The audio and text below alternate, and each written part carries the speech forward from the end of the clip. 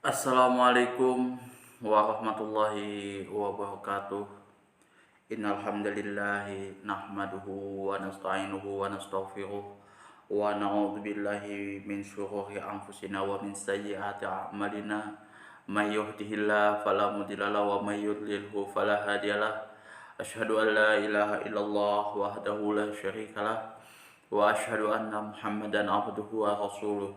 Allahumma sholli ala sayyidina Muhammad wa ala ali sayyidina Muhammad kama shallaita ala sayyidina Ibrahim wa ala ali sayyidina Ibrahim wa barik ala sayyidina Muhammad wa ala ali sayyidina Muhammad kama barakta ala sayyidina Ibrahim wa ala ali sayyidina Ibrahim fil alamin innaka Hamidum Majid.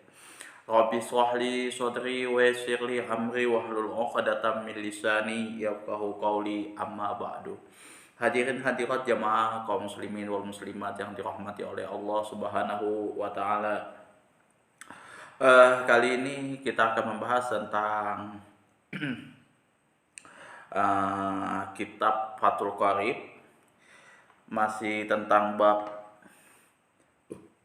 mayit.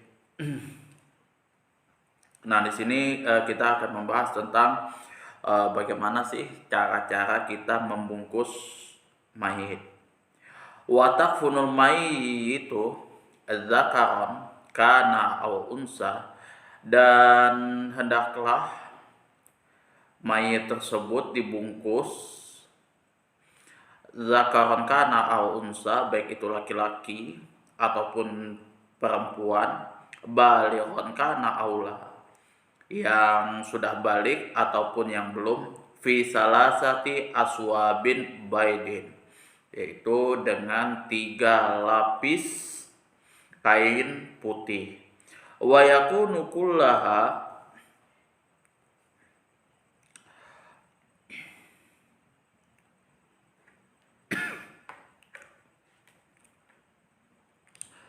dan masing-masing kain tersebut lava ifa mustawiyan tulan wa ghardon, sama-sama masing-masing dari kain tersebut sama panjang dan lebarnya. Ta'khudhu kullu wahidin minha, yang mana sekiranya dapat dipergunakan untuk melengkap seluruh badan mayat, yang mana kesemua dari salah satu itu jami al badan, yaitu dapat menutupi semua badan mayat tersebut. Laisa fiha qamisun wala amamatun, yang mana kain tadi tidak termasuk baju kurung, 3 lapis itu tidak termasuk dengan baju kurung dan surbannya. Wa in kufina dzakaru fi khamsatin, dan apabila kita menghendaki mayat tersebut yang laki-laki, mayit yang laki-laki tersebut fi khamsatin dibungkus dengan 5 lapis, fahiyah salah satu mazkuratu, yang mana maka di sini 3 lapis kain putih itu sebagai penutup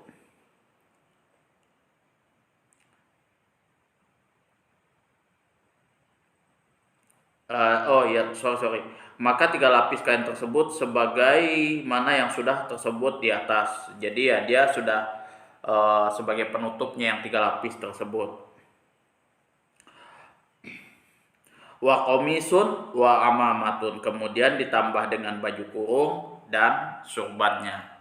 Jadi kalau misalkan kita membungkus, mengkafani mayit, maka paling tidak yang harus kita persiapkan itu kepada mayit tersebut adalah 3 lapis kain. Jadi ya ini pengalaman saya waktu arwah bapak saya itu. Jadi kita bungkusnya itu 3 lapis ya. Jadi kita siapkan 3 lapis kain putih. Nah, di 3 lapis itu nanti itu tidak termasuk dengan pakaiannya, komisnya, dan amamahnya, surbannya itu enggak termasuk. Jadi anggaplah total itu empat lapis, yang keempatnya, lapisan keempatnya itu baju dan surbannya. Kemudian awil mar'atu fi khamsatin wa hiya izarun wa khimarun wa qamisun wala fatani. Atau kalau mayat perempuan yang dibungkus 5 lapis, maka perinciannya adalah sebagai berikut. Fahia izarun, yaitu satu kain yang biasa dipakai untuk rangkap waktu sholat. Wa khimarun, satu kain penutup kepala di waktu sholat. Yang ketiga wa qamisun, dan kain untuk baju kurungnya. Wala lafatani dan yang kedua kain lagi adalah untuk lapisan terakhir. Jadi di dua bungkusnya tadi, 2 lapisnya itu ya untuk penutup terakhirnya. Wa aqallul kafni saubun wahidun, paling sedikitnya untuk kafan untuk membungkus mayit itu ada satu lapis. Yasutu auratal maitu alal asahi fi raudati wa syahil muhadzab.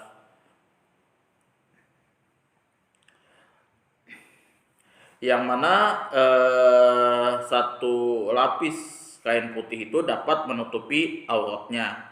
Demikian menurut pendapat yang lebih sahih yang tersebut di dalam kitab Ar-Raudhah wa Syarhil Muhadzab dan kitab Syarah Muhadzab. Jadi kitab Syarah Muhadzab ini nama kitabnya adalah Al-Majmu' karangan Imam An-Nawawi. Sama juga Al-Raudhah itu juga karangan Imam Nawawi. Itu yang membahas khusus tentang bab fikih. Kalau kemarin yang kita bahas Al-Azkar itu karangan Imam Nawawi juga, tapi khusus berbicara masalah zikir. Ada masalah fikihnya tapi dia tidak mendetail di situ. Jadi kalau misalkan kata Imam Nawawi itu, kalau misalkan mau tahu lebih detail masalah fikih dan lain sebagainya, itu ada di dalam kitab Al-Majmu', Syarah Al-Muhadzab sama Ar-Raudhah. Nah, biasanya kalau kitab Fathul Qorib ini banyak merujuk kepada 2 kitab, yaitu Raudhah dan Majmu'. Itu kalau untuk pendapat Imam Nawawi. Wa yakhtalifu qudruhu bizukuratil maiti, dan berbeda kadar kain kafan yang disebabkan karena mayit laki-laki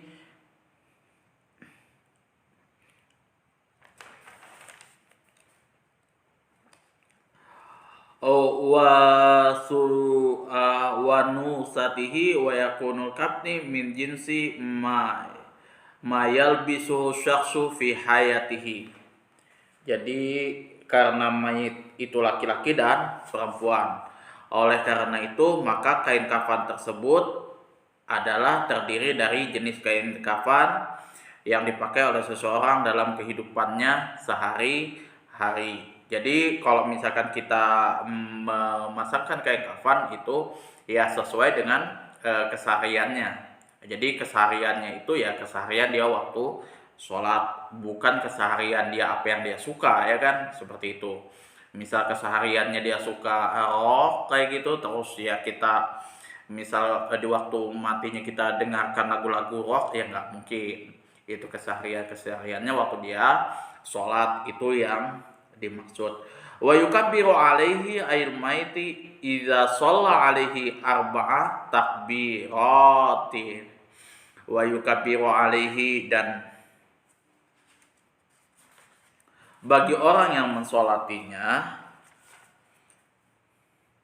bagi orang yang mensolati mayit tersebut, idza shalla alaihi, apabila melakukan sholat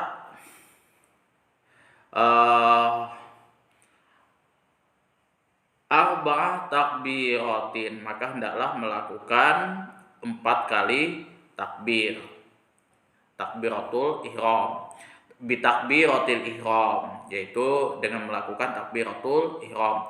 Walau kabbar khamsan, kalau misalkan seandainya kita bertakbir 5 kali, lam tabtul, maka tidak membatalkan sholatnya.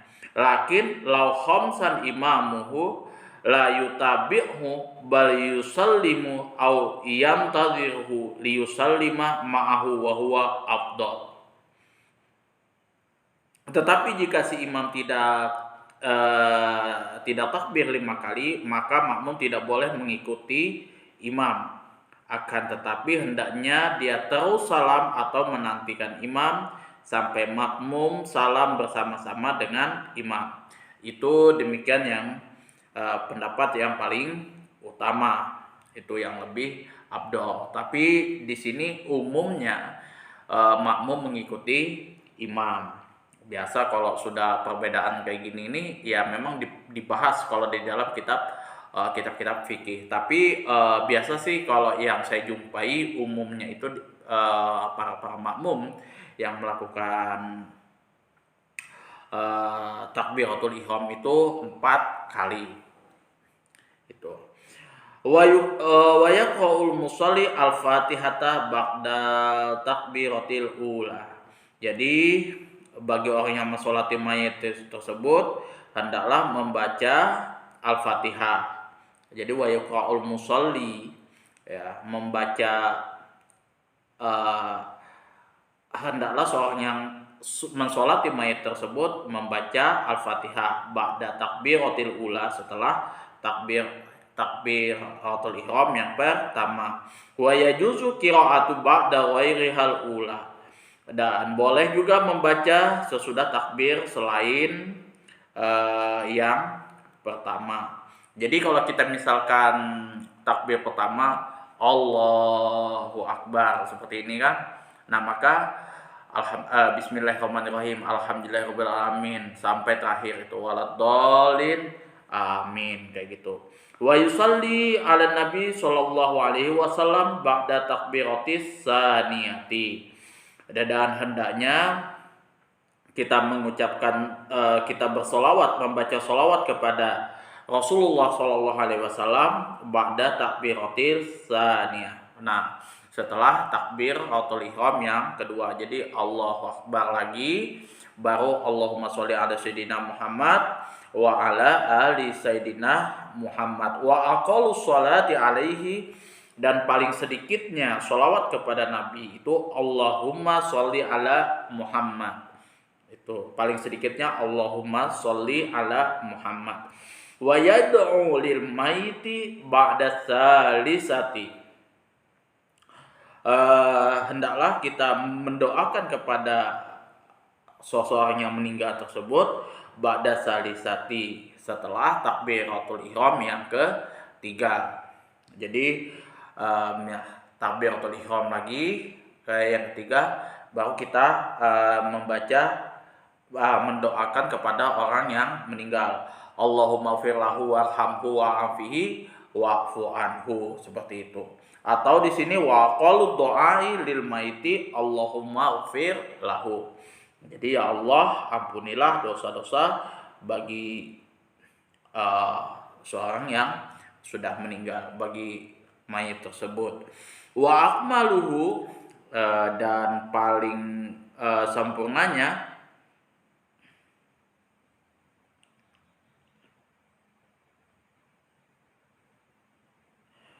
fadzkur fi qaulil musannif, maka sudah disebutkan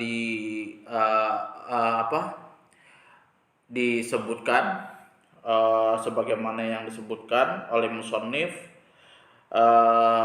fi ba'di nusakhil matan, di sebagian naskah matan, wa huwa ialah Allahumma inna hadza 'abduka wa ibnuka abdaika khajamir rauhid dunya wa sa'atiha wa mahbubuhu wa ahibbahu fiha ila zulmatil qabri wa ma huwa laqiyati la yashhadu alla ilaha illa anta wahdahu la syarikalah wa anna muhammadan abduka wa rasuluka wa anta a'lamu bihi minna. Ya Allah, sesungguhnya hambamu ini adalah anak dari dua hambamu yang telah keluar dari kenikmatan dunia, keleluasaannya, kecintaannya, dan kekasihnya di dunia sampai ke dalam kubur yang gelap gulita, serta menemukan sesuatu di dalamnya. Dia telah menyaksikan tiada Tuhan yang patut disembah kecuali hanya Engkau yang tiada sekutu bagimu. Dan sesungguhnya Nabi Muhammad itu adalah hambamu dan utusanmu. Dan hanya Engkaulah yang lebih mengetahui keadaan mayit daripada aku. Nah, kemudian Allahumma innahu nazala bika wa anta khairum manzulin bihi wa asbahu faqiran ila rahmatika wa anta ghaniyun an azabihi wa qad ji'naka gharibina ilaika syufa'alahu. Ya Allah, sesungguhnya mayat tersebut berteduh kepadamu. Engkau adalah sebaik-baiknya yang ditempati. Si mayat itu butuh kepada rahmatmu. Engkau adalah yang maha kaya jauh dari yang tidak memberi siksa kepadanya. Dan betul-betul kedatangan kita ke hadiratmu dengan rasa cinta kepadamu, supaya sama-sama membantu kepadanya.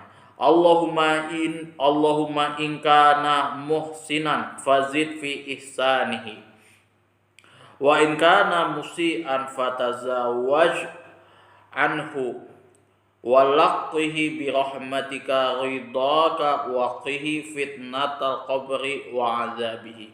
Ya Allah, jika si mayat tersebut termasuk orang yang baik, maka tambahkanlah kebaikannya. Dan jika seseorang tersebut termasuk orang yang jelek, maka lepaskanlah dia. Engkau temukan dengan rahmatmu dan ridhomu, serta jagalah dari fitnah kubur dan siksanya. Wafsah lahu fi qabrihi wa jafil ardi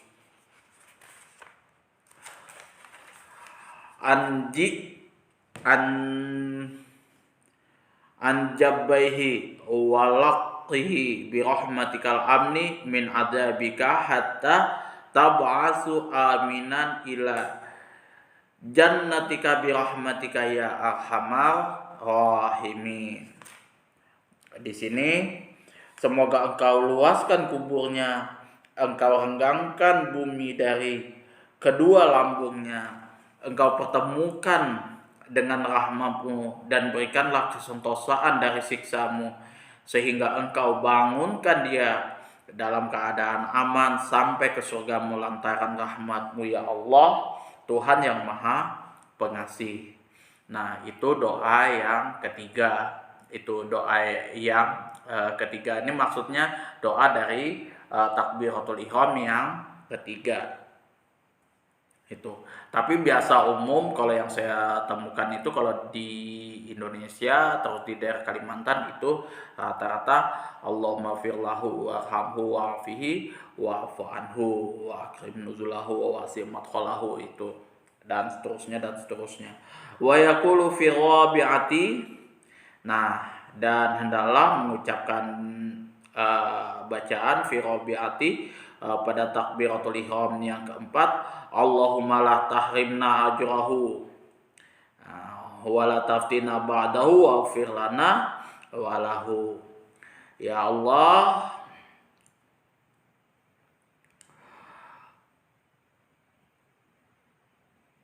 janganlah engkau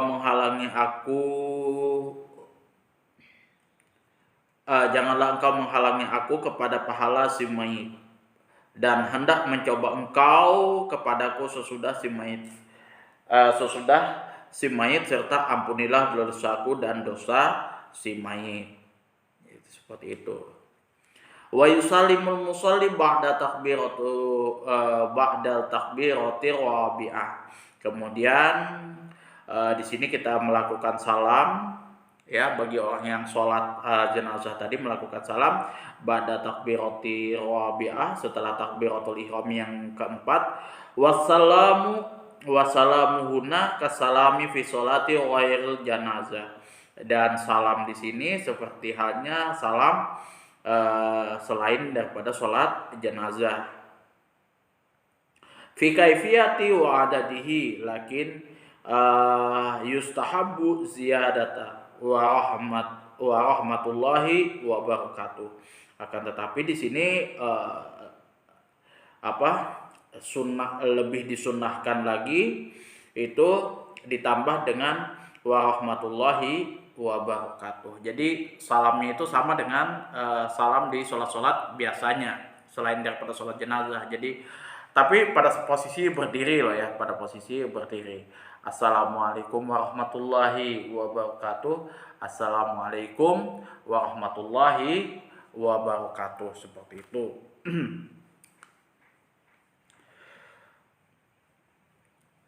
Wa yuhfanu al-mayitu fi lahdin mustaqbilal kiblati, dan hendaklah mayit tersebut ditanam di dalam lahat,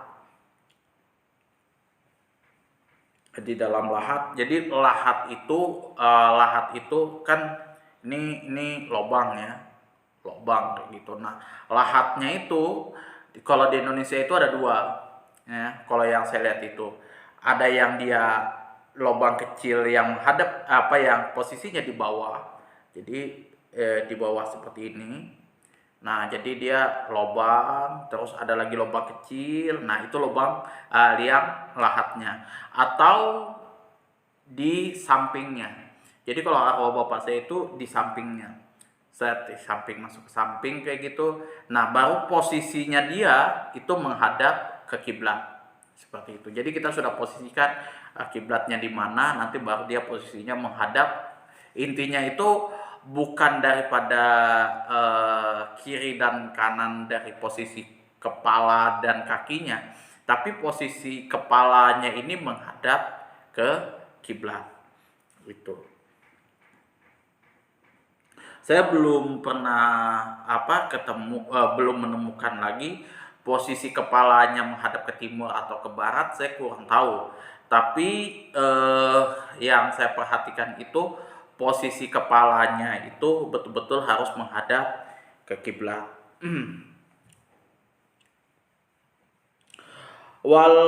Walahdu bi fathil lam wa dhammiha wa sukunil ha'i ma yaghfuru fi asfali janibil qabri min jihatil qiblah qadra ma yasa'u maitu wa yastuhu.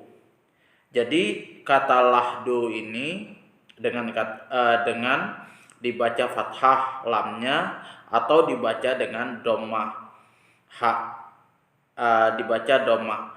Haknya sukun atau mati yang mempunyai arti sebagai sesuatu benda yang dicangkul, didudukan sampai di bawah lambung bagian kubur dari arah kiblat sekiranya dapat memuat mayit dan menutupinya. Jadi dia lubang kecil aja. Jadi setelah kita bikin lubang besar kayak gitu kan, nah kayak gini gitu sudah selesai kayak gitu. Bukan lubang sumur, enggak, maksudnya ya kuburnya kayak gitu kan, lubang kuburnya kayak gitu kita bikin besar. Nah, baru pas sudah tuh kita bikin kecil lagi, ada lubang kecil lagi. Nah, sekiranya itu bisa memasukkan mayat tersebut. Nah, mayat itu bukan posisi telentang, tapi dia posisinya miring. Jadi posisi miring itu menghadap ke kiblat. Jadi bagian kubur dari arah kiblat. Jadi bagian kubur dari arah kiblat. Jadi kalau misalkan arah kiblatnya ke sana, ya posisinya adalah menghadap ke sana. Jadi kita menghadap posisinya kuburnya menghadap ke sana. Jadi begitu kita kayak gini, kita posisikan miring kayak gini, nah otomatis dia sudah menghadap ke kiblat. Wadatum filahdi abdolu minad dafti fisaqi in salubatil ardu. Menanam mayit di dalam lubang lahat itu lebih utama daripada di dalam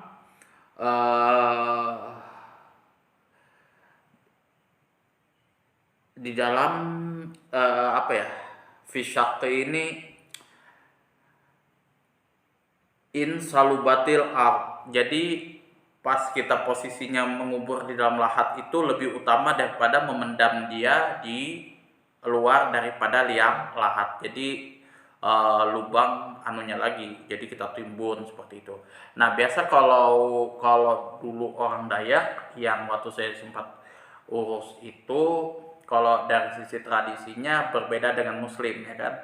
Kalau ini dia posisinya nggak penuh. Kalau Muslim itu dia penuh, semuanya langsung kayak gitu dimasukkan semua, mulai dari liang lahat sampai atas. Jadi betul-betul ditimbun seperti itu. Nah, kalau orang Dayak enggak, dia posisinya yang saya lihat waktu itu di atasnya itu ada lagi papan.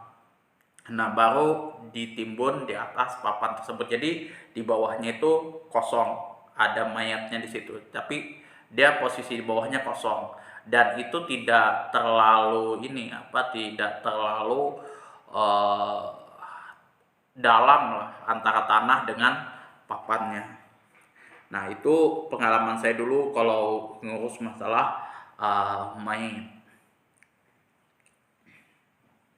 Wasyaku ayyakhfaru fi wasatil qabri kanahri yubna janibahu wa yudha'ul mayitu bainahuma wa yusqafu alaihi bilabanin wa nahwihi. Yang disebut dengan cepuri di sini atau syaqi di sini ialah lubang yang dibuat di tengah-tengah kubur seperti parit. Pada kedua sampingnya dibangun semacam dinding. Mayat diletakkan di antara kedua dinding tersebut. Pada bagian atas mayat diberi bata mentah dan semacamnya, misalnya papan dari kayu. Nah, ini kayak lubang lahatnya itu kan.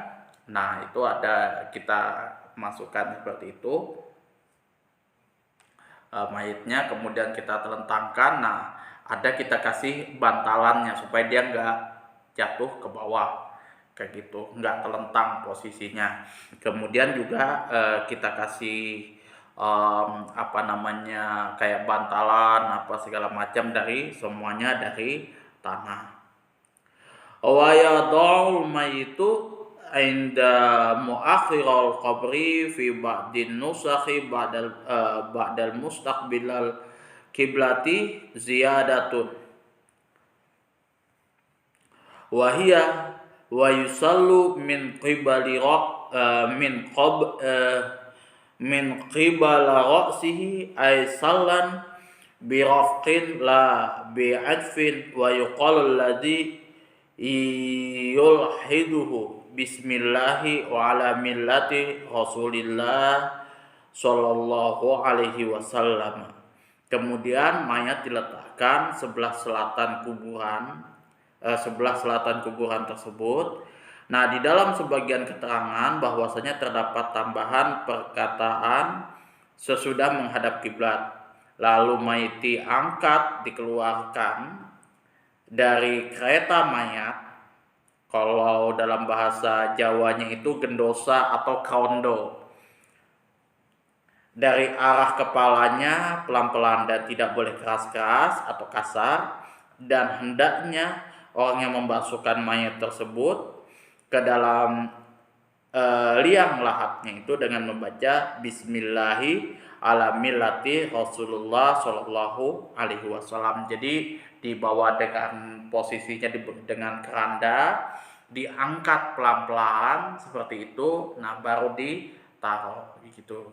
Jangan posisi main satu, dua, tiga dilempar gitu.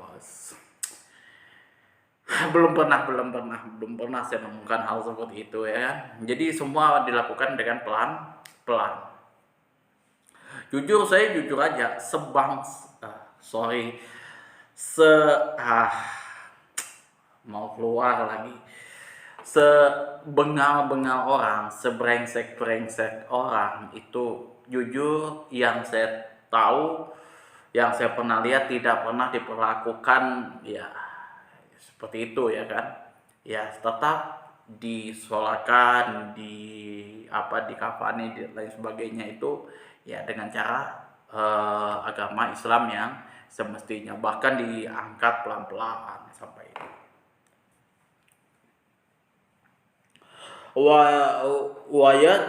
wa yudja'u fil qabri ba'da ayyu'ammiqa qamatan wa bastatan wa yakunu ittija'u mustaqbilal kiblati ala jambihil aimani. Sesudah kuburan itu didalamkan lubangnya kira-kira setinggi orang yang berdiri, ditambah lambaian tangan, maka mayat tersebut dimasukkan dan dibaringkan menghadap kiblat dari arah kanan. Oke, kita ini dari arah kanan, jadi posisinya dari arah kanan ke kiri. Nah, baru menghadap ke kiblat. Oh ya, betul. Sorry. Falau dufina takbiral kiblati au mustalqiyan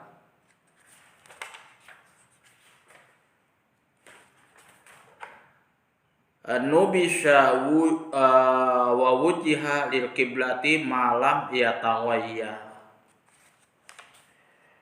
Kalau seandainya mayat itu ditanam dengan membelakangi kiblat, mustaqbiral kiblat, membelakangi kiblat, maka hendaknya dibongkar lagi dan dihadapkan ke kiblat selama memang dalam keadaan mayat tersebut belum berubah. Jadi kalau misal seumpamanya ini terdapat kesalahan yang mana mayat tersebut diletakkan istilahnya menghadap ke kiblat, membelakangi kiblat, maka kondisi kubur tersebut harus dibongkar ulang, baru diposisikan menghadap ke hadapan kiblat. Wayus tahul qabru wala yusna, supaya bagian atas kuburan tersebut dibuat rata, jangan dibusakan. Jadi dia diinjak kayak gitu, kayak gitu kan. Nah, kita kan sudah liang lahat nih. Nah, kemudian dipakai dulu ini di atas liang lahat yang dikasih papan, baru dimasukkan tanah. Baru kita ratakan seperti itu, diinjak. Jangan sampai tanahnya itu dibikin gembur kayak gitu. Wala yubna alaihi wala yujassusu ay yukrahu tajsisuhu bil jassi wa huwa nuwaratul musammatu bil jiri. Juga tidak boleh dicukup dan diplester selama semacam dengan semen ya, ini dimakruhkan memplester kuburan dengan gamping, yaitu kapur yang dinamai jiburan, bil jiri, jiburan. Kalau di Indonesia itu namanya apa ya? Jadi gini, posisinya kuburan itu di plester itu artinya ya dibikin kayak seperti bangunan lah kayak gitu ya kan, di semen saat kayak gitu, dibikin gimana lah pokoknya kayak gitu. Karena saking kayanya tadi kan dibikin besar, kemudian dibikin temboknya, betonnya apa segala macam seperti itu, baru dibikin ya macam-macam lah bangunan di situ, maka itu tidak boleh. Wala ba'sa bil bukai alal maiti, dan tidak dilarang atau boleh di sini menangisi si mayat. Alal maiti wa yajuzul baka'u alaihi qoblal maiti wa ba'duhu wa taquhu aula. Jadi sebelum dan sesudah matinya, tetapi tidak menangisi itu lebih utama. Jadi kalau misalkan seseorang tersebut menangis boleh, tapi umumnya kalau misalkan tidak menangis itu lebih utama. Sebenarnya perasaan kalau misalkan sewaktu saya ini waktu saya kehilangan orang tua itu hancur, betul-betul hancur. Siapapun itu pasti menangis. Tapi ya alhamdulillah saya masih bisa kuat waktu itu. Saya cuma menangis sebentar saja, ya seperlu yang saya bisa. Habis itu ya semua beraktivitas sebagaimana biasa waktu itu. Hancur, memang hancur waktu itu, pusing memang. Tidak ada orang tua gitu kan, tidak ada ini. Tapi ya memang untungnya waktu itu ya saya sudah mondok, semua sudah posisi kerja dan lain sebagainya, dan tidak ada adik kecil yang harus ya, misalkan ini semua sudah posisi kerja, semua sudah posisi siap waktu itu. Wa yakunul baka'u alaihi min ghairi nauhin au raf'i sautin bin nadbi. Hukum boleh menangisi mayat tersebut selama tidak menjerit-jerit, yakni mengeraskan suara tangisnya seraya meratapinya. Menjerit artinya terlalu berlebih-lebihan, ini juga tidak boleh. Nah biasa kalau di zaman dulu itu, di zaman jahiliyah, dibayar tuh yang meratap itu enggak kayak gitu kan, yang berlebih-lebihan itu. Nah dulu dibayar di zaman jahiliyah. Nah kalau sekarang enggak ya, dan itu memang sudah tidak boleh. Tapi toh pun meskipun tidak dibayar, seperti halnya ahli mayit, keluarga yang ditinggalkan, itu pun juga tidak boleh menjerit atau meratapi terlalu berlebih-lebihan. Wala syaqqa saubin,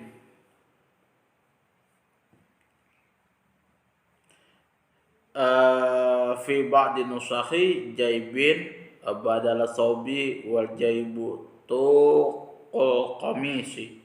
Juga dilarang sambil merobek-robek pakaian, menurut sebagai keterangannya, istilahnya kolongan baju sebagai ganti dari kata baju.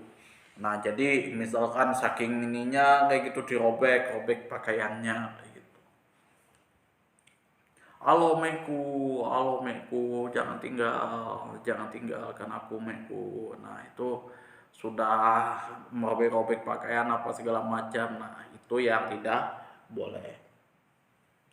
Wa yu'azza ahlahu ahlul maiti wa sariruhum wa kibruhum dzukuruhum wa usnahum illa asyabatu wala yu'azziha illa muharimuha, supaya ditinjau ahli mayit tersebut, baik mereka itu masih kecil, besar, laki-laki dan perempuan, kecuali ahli mayit itu seseorang perempuan muda, maka dia tidak boleh meninjaunya kecuali daripada muhrimnya.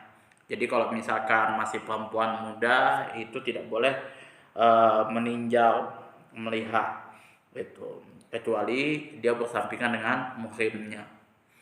Wa ta'ziyatu sunnatun, ta'ziyah itu hukumnya adalah sunnah. Qabla ad-dafni wa ba'dahu ila salasati ayyam, min ba'di dafnihi in kana al muazza hadirin fa in kana ahaduha ghaliban umtaddu ta'ziyata ila huduriha. Jadi takziah itu hukumnya sunnah sebelum mayit dikebumikan atau sesudahnya sampai 3 hari lamanya dan sesudah dikebumikan. Dan demikian itu jika orang yang takziah dan ditakziahi sama-sama hadir.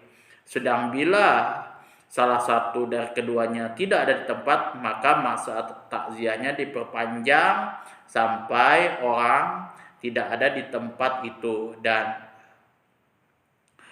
di tempat itu tadi yang telah datang. Jadi anggaplah 7 hari, ke 7 harinya itu bertakziah masih dibolehkan. Jadi kita bertakziah seperti itu. Wa ta'ziyatul lughatan at-taslimatu liman usiba bima yu'azza alaihi. Jadi arti takziah itu menurut bahasa adalah menenteramkan orang yang tertimpa musibah dengan yang dilayak. Wasyar'an dan secara syara, menurut syara di sini al-amru bis sabri wal hisi alaihi bi wa'dil ajri wa du'a'u lil maiti bil maghfirati walil musabi bi jibril musibati. Sedangkan menurut syara ialah perintah sabar.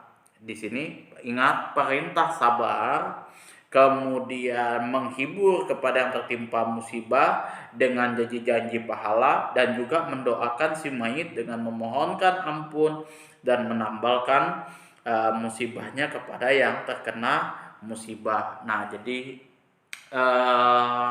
takziah itu kayak gini. Jadi innalillahi wa inna ilaihi rajiun, ya kan, saya turut berbelasungkawa dengan apa yang sudah terjadi kayak gitu kan.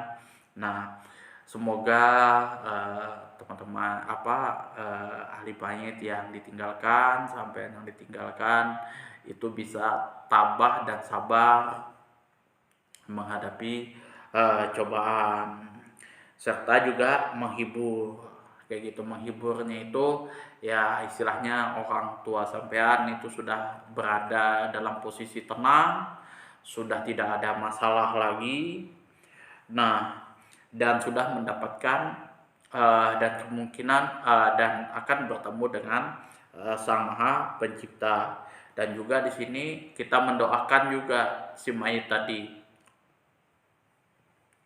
ya, semoga Allah mengampuni dosa-dosanya, melapangkan kuburnya dan lain sebagainya. Itu bahasanya bisa dilakukan dengan bahasa Indonesia.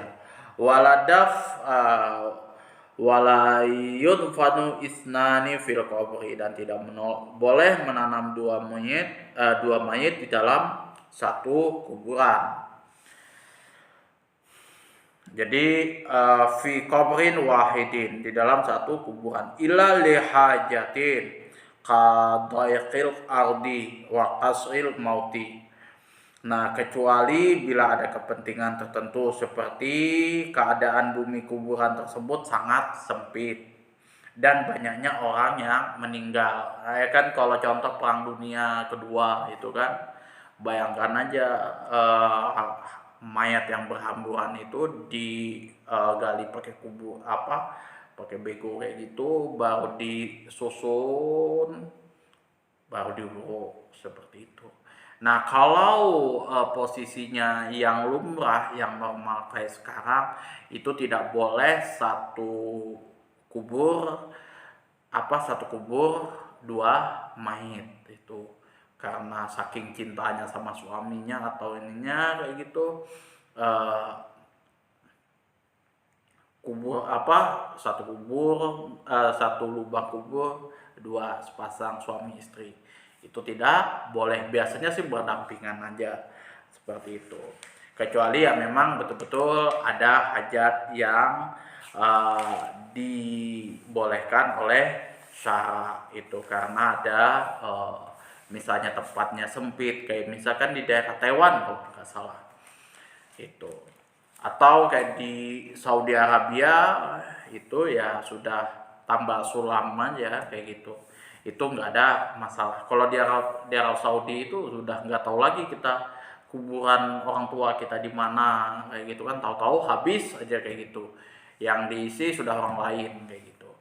Nah, sebenarnya ini kalau dari sisi perintah syariah agama Islam. Jadi walau bagaimanapun itu kita tetap harus menjalani sesuai dengan syariat Islam. Ada yang bilang itu kan sebab musabab aja gitu kan, mau dilempar ke mahakam juga nggak ada masalah. Jangan seperti itu.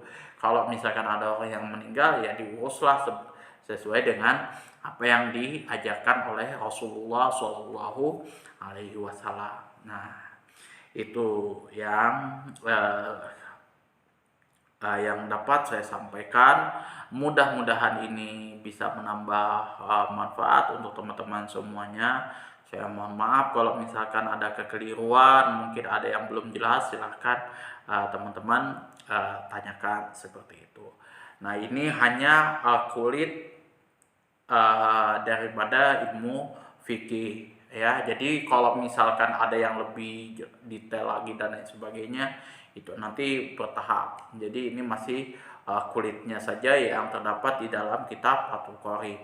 Kalau misalkan sudah yang mulai jelimet itu yang kitab Kifayatul Ahya. Nah, itu sudah mulai jelimet, sudah itu dalilnya ada di situ, kemudian Qurannya, hadisnya, kemudian pendapat para ulama di situ. Itu sudah mulai agak goyang, kita sudah goyangnya, sudah agak bingung sudah, karena dia sudah mencakup dari perbedaan pendapat imam, mazhab plus dalil-dalilnya. Kalau ini masih bentuknya simpel, ringan, masih kita pembahasan yang poin-poinnya saja, yang simpel-simpelnya seperti itu. Jadi kalau misal teman-teman belajar masih kitab-kitab yang rendah-rendah, yang masih umum kayak misalkan kitab Fathul Qorib, Safinatun Najah dan lain sebagainya, itu masih pembahasan-pembahasan anak-anak diniyah biasanya seperti itu. Jangan sampai coba-coba teman-teman sudah mentang-mentang hafal ini, sudah mempelajari ini, lah berani mengkritisi orang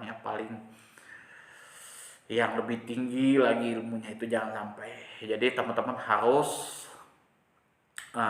belajar lagi dan belajar lagi seperti itu. Kalau misalkan ada perbedaan pandangan saya dan beberapa ustadz antum ya, itu bisa didiskusikan, bisa ditanyakan seperti itu. Itu biasanya beda referensi seperti itu, beda referensi, beda kitab yang kita gunakan. Nah, upayakan di dalam berpendapat, beropini tentang agama Islam harus menggunakan referensi yang jelas, kitab yang jelas.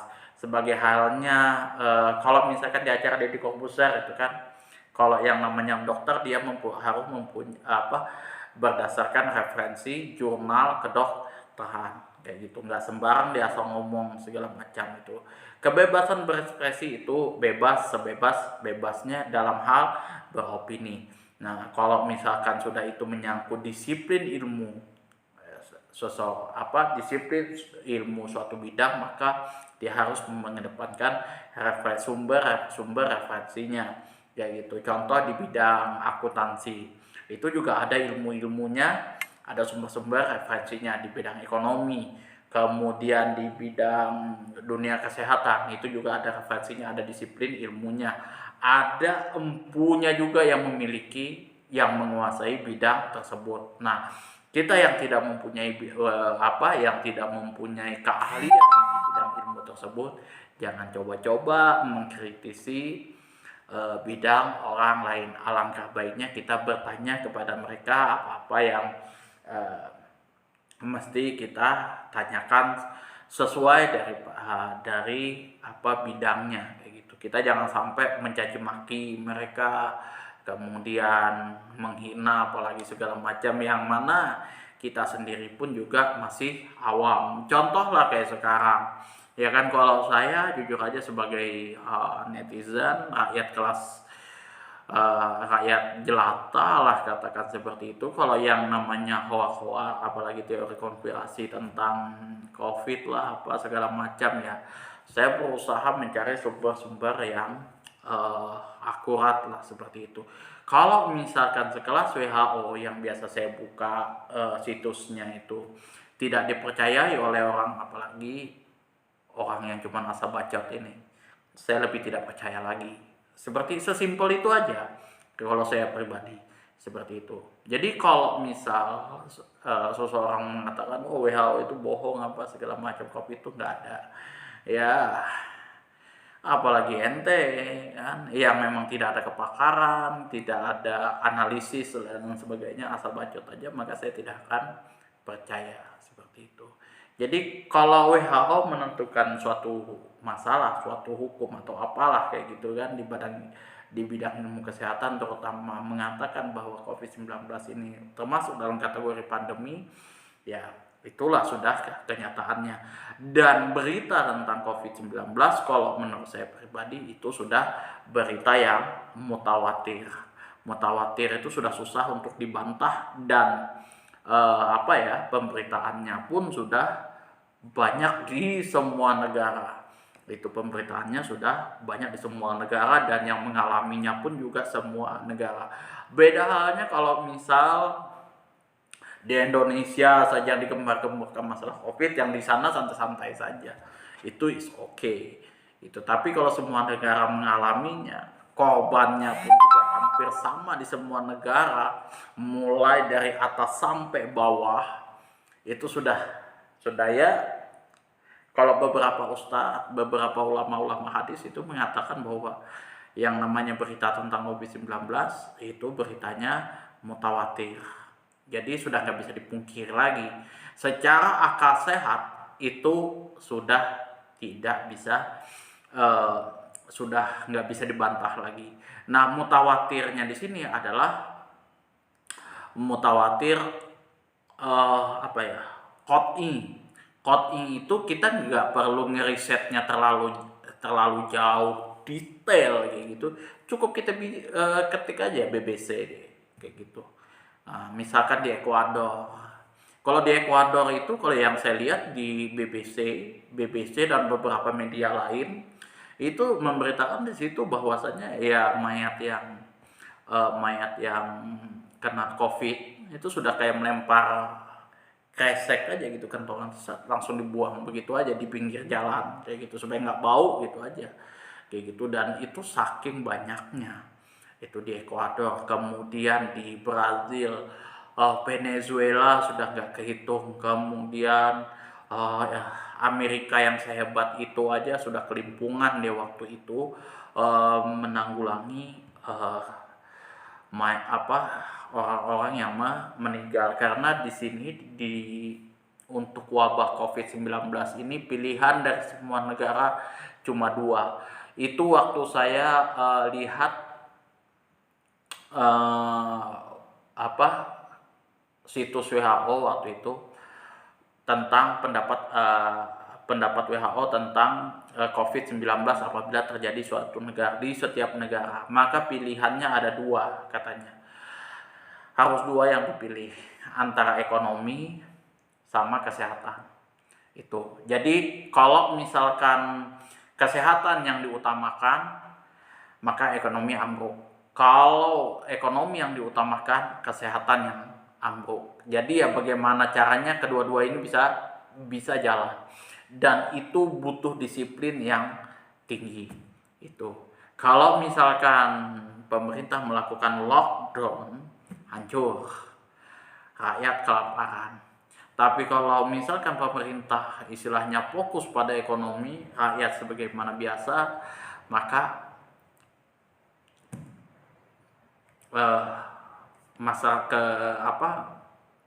kesehatan masyarakat kolek itu. Nah, itu salah satu contohnya. Kalau misal harus ada, itu kan kalau meninggalnya karena komorbid ya. Tapi kalau misalkan sebanyak itu, rasa saya sudah sulit masuk di akal pikir saya, masuk di logika saya. Kalau misalkan itu memang betul-betul tidak ada hanya karena komorbid. Contoh lah kalau mayoritas di kampung saya itu kan ada tekanan darah tinggi, jantung dan lain sebagainya. Tapi kalau misalkan 3.000 sehari, di Indonesia sudah 40.000 di terhitung dalam satu hari. Itu sulit masuk di logika saya kalau misalkan corona itu nggak ada. Nah, beda hal kalau misalkan ya karena corona itu ekonomi hancur, kemudian apalagi banyak yang di PHK dan lain sebagainya, itu beda hal, itu kita nggak bicara di situ. Bukan berarti kita tidak membicarakan itu, kita tidak peduli dengan sekitar, enggak, tapi ya kita semua mengalaminya. Jadi ya saya berdoa kepada teman-teman, ya saya menghimbau kepada teman-teman untuk sabar, ya kan. Terus ini aja, pokoknya tetap mentaati apa-apa yang menjadi tanggung jawab pemerintah. Kalau misalkan teman-teman PPKM ya PPKM aja kayak gitu, diam di rumah ya diam di rumah saja kayak gitu, semampu ya semaksimal mungkin ya teman-teman mampu seperti itu. Teman-teman juga bisa sharing juga ke RT RW, siapa-siapa yang susah, yang belum makan dan lain sebagainya, itu bisa dibantu, sama-sama saling bantu seperti itu. Kalau misalkan teman-teman harus kerja, ya oke lah, teman-teman harus kerja dengan menggunakan safety yang sudah standar, misalkan pakai masker 2 lapis, kemudian pakai baju hand sanitizer dan lain sebagainya. Kalau misalkan tidak darurat amat, nggak usah jalan-jalan, nggak usah kongko-kongko dan lain sebagainya gitu, cukup mencari makan, beli sayuran dan lain sebagainya, pulang. Itu kalau saya pribadi. Memang stres, saya aja biasa jalan-jalan, misalkan lihat baju ke mall nongkrong kayak gitu sama teman-teman, ujung-ujung sekarang sudah harus posisi PPKM. Stres, tapi ya itulah yang kita alami. Ya jujur saya tanya dari beberapa teman-teman di luar negeri, kayak misalkan Filipina, Malaysia, kemudian Australia, dan beberapa yang lain, kayak misal UK, teman saya Bangsi, itu juga hancur juga, itu menakutkan juga itu. Bahkan ya mayat itu sudah nggak ada harganya itu. Jadi ya itu ya mungkin kalau menurut saya pribadi ya, prasangka saya pribadi, kalau ada yang mengatakan itu hoax ya mungkin cuman untuk menenangkan pikiran saja kayak gitu kan, supaya nggak stres amat. Nggak ada, ya cuman untuk menenangkan pikiran saja gitu. Ada teman saya yang dari Kanada, dia warga negara Filipina. Gimana COVID-19 di negara di Kanada ya gitu kan. Saya waktu itu sempat tanya, ya katanya waktu itu saya nggak tahu, saya juga tidak mau tahu, katanya saya tidak mau stres karena itu ya kan. Pokoknya saya relax saja, kalau disuruh ke rumah. Ya semoga semua teman-teman bisa bersabar, bisa menahan emosi dan lain sebagainya. Kita semua sama-sama menjerit dan merintih. Dan kita berdoa juga bersama-sama, semoga COVID-19 ini bisa cepat berlalu dan masalah ini kita bisa atasi bersama-sama lagi, kita bisa bekerja normal sebagaimana biasa. Akhirul kalam, wabillahi taufiq wal hidayah. Assalamualaikum warahmatullahi wabarakatuh.